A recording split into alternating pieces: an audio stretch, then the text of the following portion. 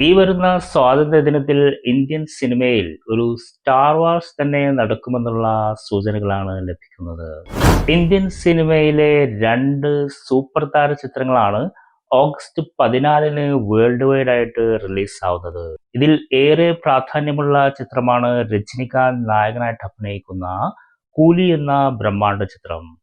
ലോകേഷ് കനകരാജ് സംവിധാനം ചെയ്യുന്ന ഈ ചിത്രത്തിൽ രജനികാന്തിനോടൊപ്പം ഇന്ത്യൻ സിനിമയിലെ മറ്റ് ചില സൂപ്പർ താരങ്ങളും അണിനിരക്കുന്നുണ്ട്.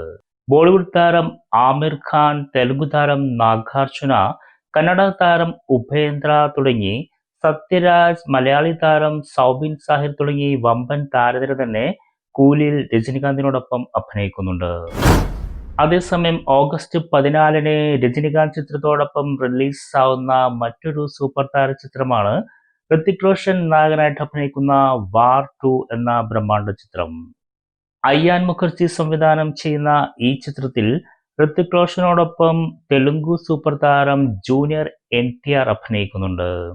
ഇവരെ കൂടാതെ ടൈഗർ ഷ്രോഫ്, അനിൽ കപൂർ, കിയാര അദ്വാനി തുടങ്ങിയ വമ്പൻ താരനിര വാർ 2-വിൽ അണിനിരക്കുന്നുണ്ട്.